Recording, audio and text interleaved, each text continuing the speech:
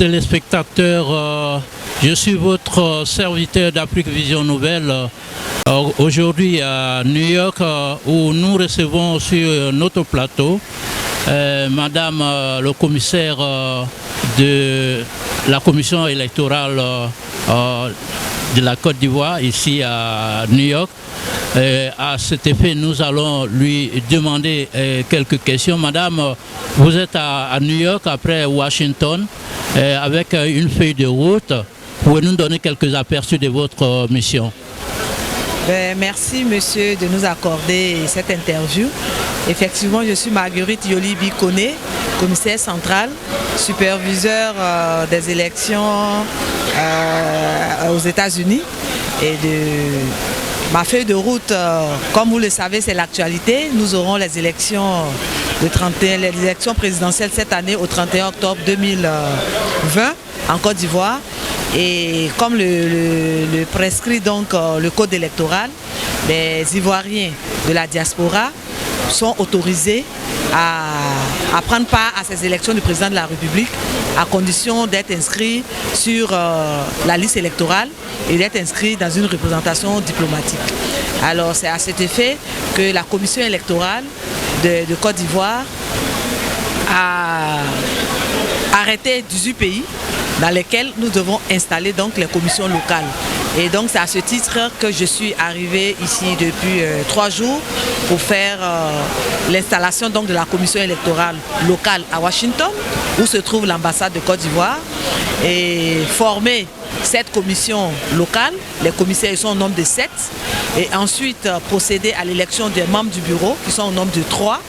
Et après cela, ce sont des rencontres de sensibilisation que nous faisons afin que les Ivoiriens soient largement informés des procédures pour s'inscrire sur la liste électorale. Donc après Washington, je suis ici aujourd'hui à New York pour rencontrer donc les Ivoiriens de la diaspora qui souhaiteraient prendre part donc aux élections du président de la République au 31 octobre 2020. Et comme vous le savez, pour être candidat, il faut être électeur. Pour être électeur, il faut être inscrit sur une liste électorale. Et donc, pour être inscrit sur la liste électorale, il y a une procédure. Et donc, c'est de cette procédure-là que nous avons échangé aujourd'hui avec nos compatriotes qui sont à New York. Oui, après la réunion d'aujourd'hui, quels sont les moyens que vous avez, les moyens incitatifs que vous avez pour pouvoir mobiliser le maximum d'Ivoiriens à prendre part donc à cette opération d'enrôlement? Alors, nous disons que c'est la sensibilisation, mais si vous avez remarqué, nous avions à notre côté le consulat général à New York. Parce que, comme le prescrit le code électoral, pour être inscrit sur la liste électorale, lorsqu'on est hors de la Côte d'Ivoire, il faut avoir sa carte consulaire. Et les Ivoiriens qui étaient dans la salle ont posé comme préoccupation les difficultés pour avoir cette carte consulaire. Et donc, avec la consul générale, des mesures exceptionnelles ont été accordées. Au lieu de 48 heures par exemple, elle a accordé que ce soit fait en 24 heures, que les Ivoiriens qui font la demande aient leur carte consulaire. La question de date de péremption des pièces à fournir a été levée. La question d'augmenter le nombre des agents qui sont au consulat pour pouvoir recevoir le maximum d'Ivoiriens a été évoquée, et nous pensons qu'avec toutes ces mesures d'assouplissement, le maximum d'Ivoiriens viendront. Mais je voudrais dire qu'il faut que les Ivoiriens comprennent que la liste électorale est un document administratif. Il faut y être.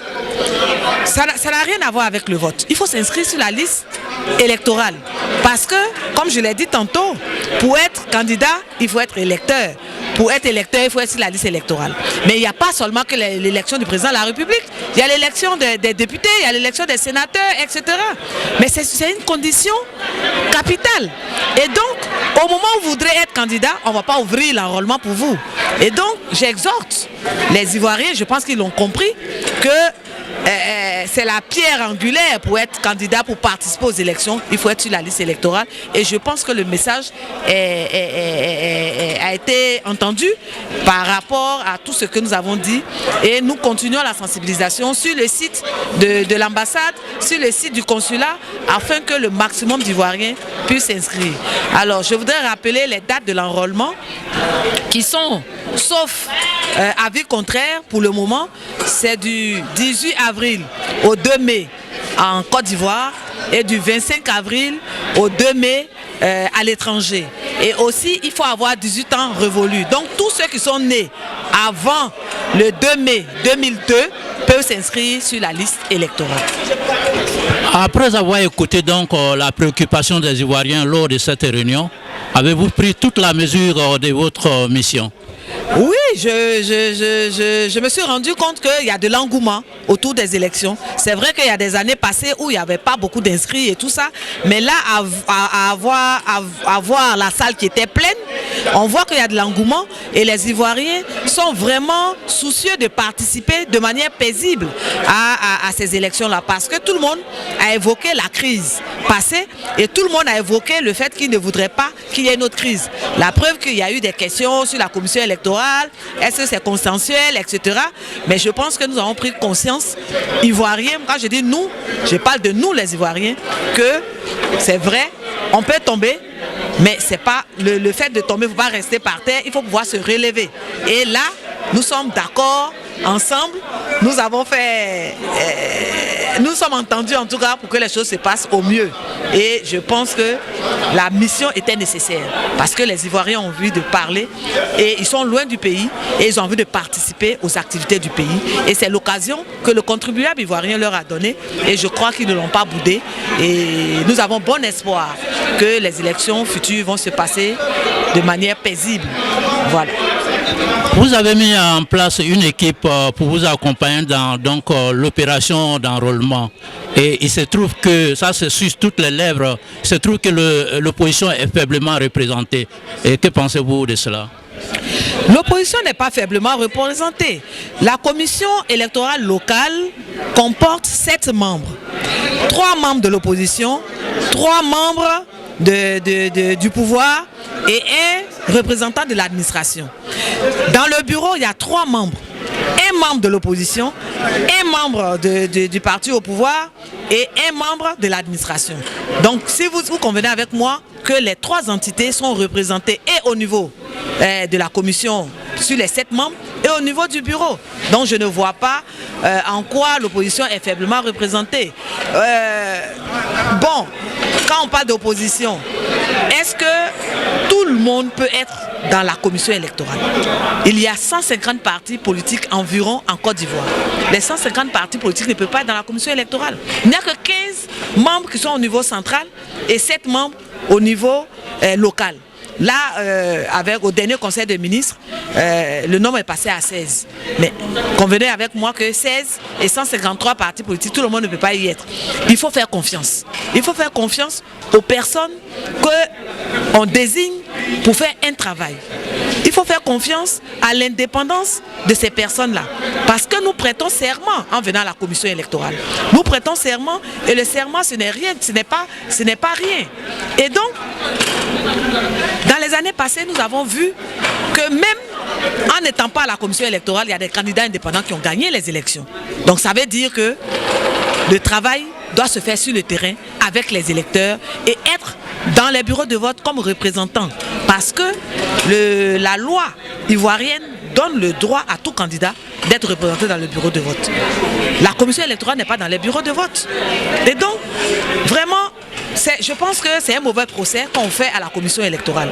Et je ne souhaiterais pas que ça perdure parce que on croirait que même un Chinois ne fera pas l'unanimité.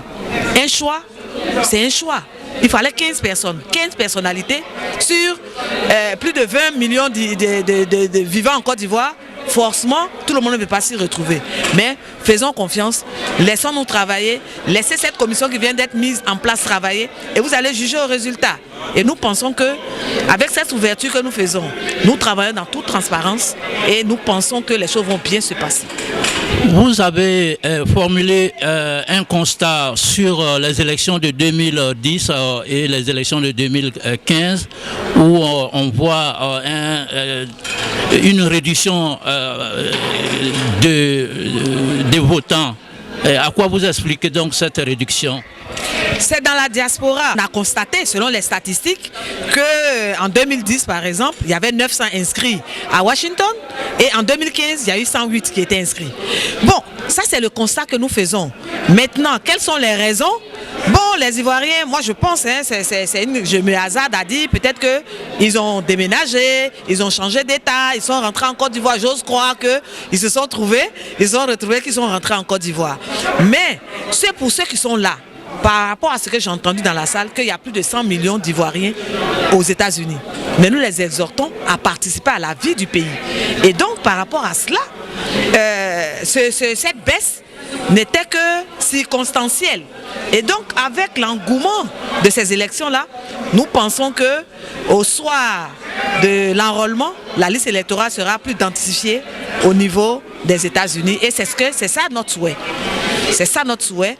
Et il ne faut pas boycotter les opérations parce que ça ne sert à rien de boycotter une opération qui, de toute façon, va régir votre vie.